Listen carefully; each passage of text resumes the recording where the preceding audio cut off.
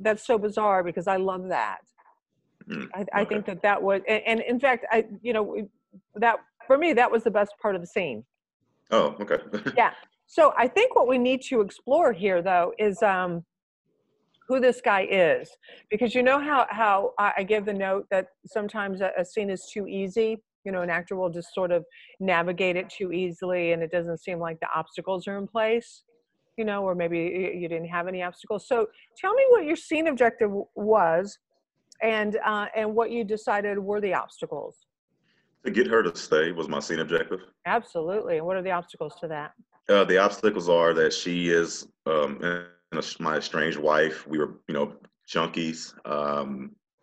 That death of the girl that I've mentioned is the part that was a dividing line for us, where I went and tried to get clean and she decided to stay. So there is this longing that I have for her, Yes.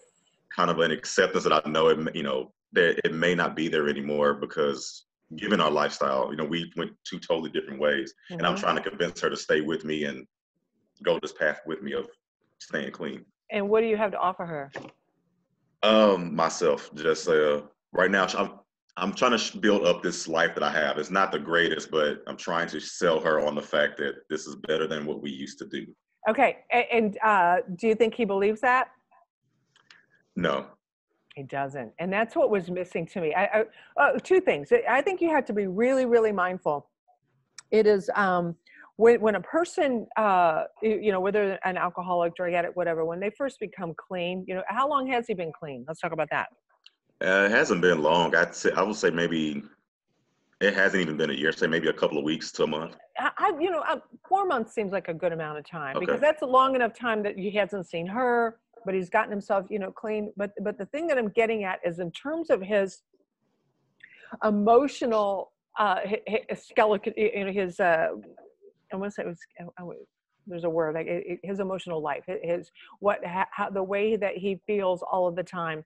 He is, you have to ask yourself, okay, how old was he when he first started using drugs? Did he do them all the time? Probably did. So let's imagine this guy is your age and he started using when he was 13, 14 years old. Now that he is finally living his life and feeling his life, it is terrifying to him. Okay, he just feels, and which is why, he's on the methadone now, and yeah, that takes the edge off, but it doesn't mean that he's still emotionally functioning, the way that a normal adult male would function. And I tell you a little story. I always thought this was so fascinating. The musician Eric Clapton. He was an alcoholic like most of his life, and then I don't know, probably in his 40s, whenever he got clean and sober. And he shared a story about the very first time he made love to a woman not drunk. He said it was the most terrifying thing in his life because he had never done that, And so for this guy, you have to ask yourself, has he ever been around her not using? Oh, okay. No, I don't think he. Never, Okay.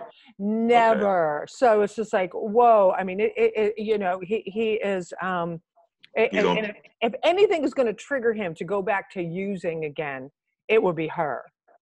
And so we have to see your fear, your absolute, this is life and death, Wesley. Yeah, Okay. I share a story. I have one of my best friends is, she's lovely. She's now married to a wonderful woman, but years ago she dated this other woman who was awful, and she was an addict, and they would spend time in therapy. And the therapist had to say to her girlfriend, she said, "You don't understand. You could kill her with your behavior." Because my friend, because if you're around somebody who's using, they're going to get you to use too. And so she just didn't understand why she couldn't keep doing what she was doing and expect her girlfriend to be clean and sober. She said, because she can't, she's in a relationship with a woman who's using, and that this is a matter of life and death.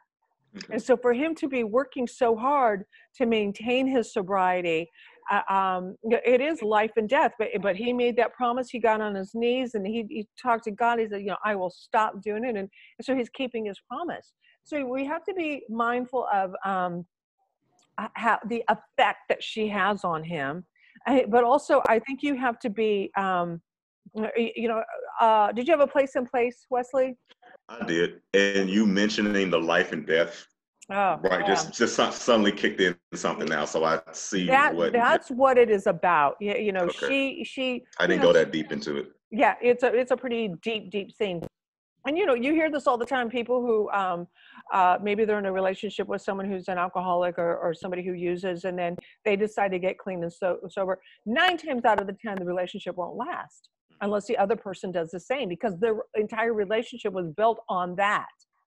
You know, and so for these two people, that was a big part of the relationship. And so now that she's still out there, you know, using and selling and whatever, and you decide you want to be clean and sober, if he says yes to her, he's as good as dead.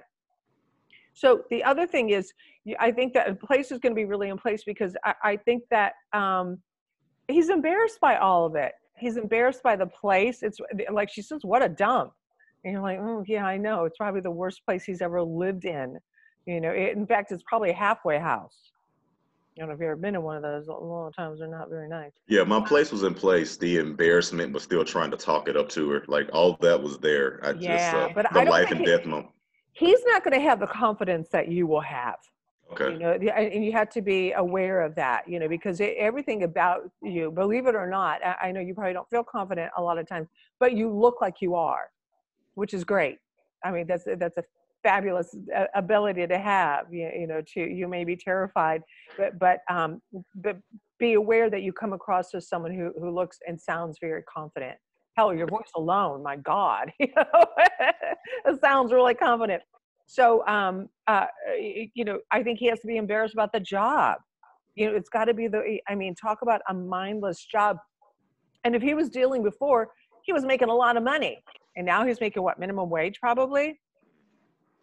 Man, yeah, this is just a whole different dynamic. I mean, and also, you know, at the very top, I liked your moment before, but as soon as you hear the thing on the knocking on the door, even something as simple as that can speak volumes. You know, because she can knock on the door in a way that, oh, one of my friends is here. You know, I wonder which one of my great friends is here today. Or she can knock on the door, or you know, your response to it can be such that, oh my God, I don't have any friends. No one ever knocks them. Did I pay my rent? Is that my landlord? You know, that's going to tell a whole different story. You know, the Gotcha. way that how you hear the knock on the door, what is it? And then of course, once you answer and you see her, it's like, whoa, oh my God, I don't, I mean, he is so vulnerable in her presence. And so we have to get that. Okay. You know, it's almost, this is a quarter. This thing really needs to break our hearts too. I do think we have to get a stronger feeling, sense that these two people at one time were very much in love. All right, so let's work on the whole chemistry aspect a little bit more. Okay. You know, so that we can really get that the two of you have had this very, yeah, a deep, important relationship. Okay. All right. Okay. And then it was, you know, it was a little bit closer with, I'm a regular guy, you know, now I got you, you know, but this is, this is heartbreaking because he knows he'll never get her back. And even if he does, it's one of those things, oh my God, if he does, you know, then his life, the life that he's trying to create is as good as over. He'll never stay clean and sober. Yeah. You got it? I got it. Yeah.